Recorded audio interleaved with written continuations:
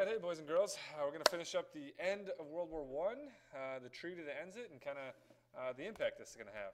All right, let's go. At the 11th hour, the 11th month, 11th day, 1918. Okay, the last bullet is shot. The war is over. The armistice, or the agreement to stop fighting, is signed. This is also known as Veterans Day. That's why, post office is closed, federal buildings are closed. Because again, this used to be the biggest war ever. We'll get World War II. But the war's over in 1918. Now we got to figure out what to do. Okay. So first of all, this costs a lot of money. All right? I mean, the war been going on, for almost half a decade. You're looking at $200 billion in costs and more property damage. In today's terms, you're looking at over almost $3.5 trillion for the cost of this war. So very, very costly war. And that's not even taking into account the lives that are lost. Okay. Now you don't have to fill in all this stuff. I'm not really concerned with memorizing all these people killed and all this stuff, but just kind of think about this for a moment. 65 million troops are going to fight in this war. Over 8.5 million of them are going to be killed. Okay. And then you add in the wounded and the missing. Okay. This is where you get the casualties. Now this is what's kind of crazy. You look at 37 million casualties in World War I. So that's wounded, missing, killed, all add them up, 37 million. Okay. 57% of every troop that goes and fights ends up missing, wounded, or killed. And that's because of that technology we looked at the other day. These machine guns that are just blasting people and just cutting them down. So, you and your buddy go fight, chances are one of you is not coming home in a good state, okay? Or maybe not coming home at all, all right? You look at by country, over 9 million Russians killed, okay? You can see Germany, Austria, France, Great Britain, Italy, Ottoman Empire, United States, okay? I'm sorry, that's casualties, okay? The United States has about 1 million casualties, about 300,000 deaths, okay? And now they got to figure out what to do to sign this peace treaty, okay? So the war's over. Let's figure it out, okay? Now, England comes in, and every country has their own objectives, what they want to get accomplished. England wants to expand their colonies. They want to make sure that they still have the best navy, still have the best industry, and they want to make Germany pay for this war, okay? They want to make sure that Germany has to pay reparations, to fix everything that they messed up, to pay back the countries that they were fighting against. But again, they want to make sure they stay good and Germany pays, okay? France comes to this. They want to make sure that they have a little buffer zone between France and England, or France and Germany, to make sure Germany doesn't attack them again. Any way possible, okay? Make sure that Germany suffers for this war, okay?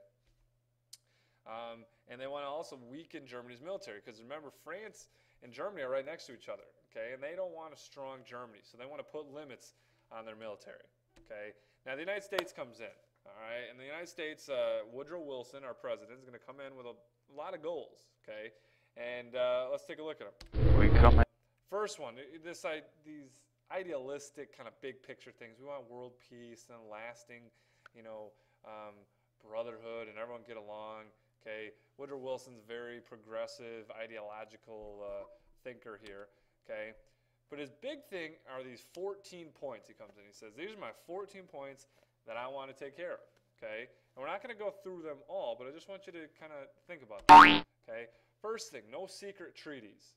All right. Well, why would they want to do that? Well, all those secret treaties got us into World War I. All right.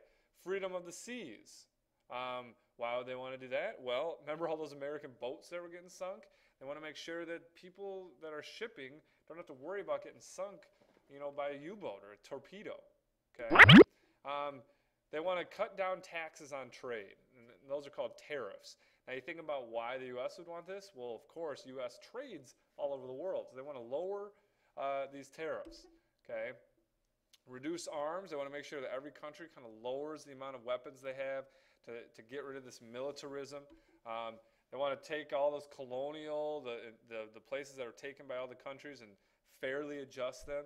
So you look at, you have alliances, okay? You have militarism, and you have imperialism. They're trying to take out those things that got us into the war, all right? 6 through 13, we're not going to worry about too much. Taking a lot of these places and making new borders, adjusting the borders, and, don't worry about that. 14 is the big one, okay? Establish a League of Nations. Now, Wilson comes in with this idea that, you know what, if we just have this group, this like super group, with all these countries join, and they can just sit down and talk about their issues, we won't go to war again, okay? So it's kind of like the United Nations. The United Nations is kind of the new and improved League of Nations. It's League of Nations 2.0. But this big idea, so they're trying to get rid of the main causes, okay, and develop this League of Nations, okay?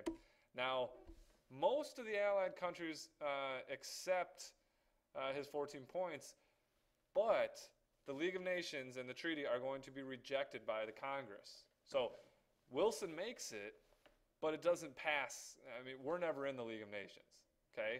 And you think about how come. Well, think about what Americans are feeling like about this time. They just fought this war. You have millions of men fighting, a couple 100,000 getting killed. America and Congress, because remember, Congress represents the people that vote them in. Congress says, no, we don't want to get into a League of Nations, because if we get into a League of Nations and it doesn't work, then we have to go fight, okay? They want to remain neutral, they don't want to take part, and they want to remain isolated. Now, the United States is all the way across the Atlantic Ocean. They don't have to get involved in their business, so that it's kind of just interesting.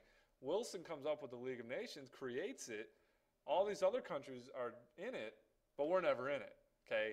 And we'll see this when we get to World War II. If we would have been in the League of Nations, we probably could have stopped Hitler before he got too powerful. But we'll come to that later, okay? So again, even though it's his plan, we do not join.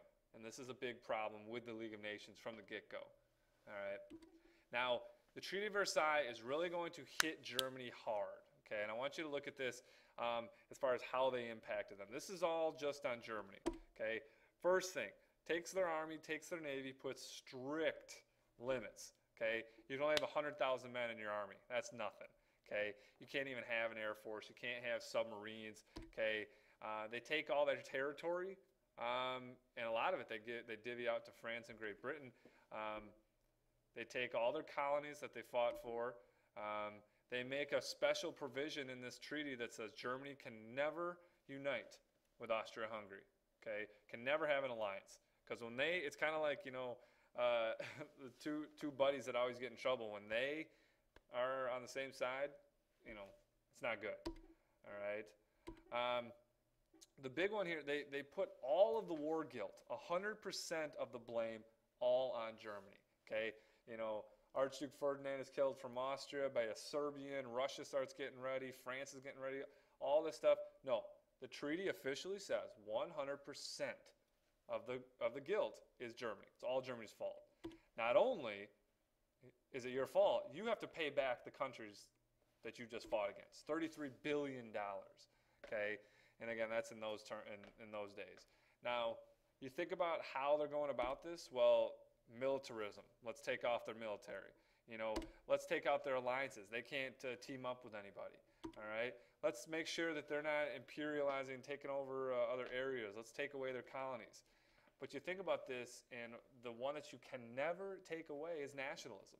And what this is going to do to Germany, it's going to ruin them. They're going to be destroyed, and they're going to have the worst depression maybe ever in the history of the world. But it's going to really unite Germans and make them very nationalistic. That's going to build up into Hitler's rise to power, which we'll see. Okay, so here's Europe before and after. You could see that we create all these new countries. Take away parts of Germany, parts of Russia, create all these new countries, bust up the Austria, Hungarian Empire. Okay, but the big thing again, punishing Germany. All right, we'll talk about this tomorrow in class. That's all, folks. Folks, see you later, guys.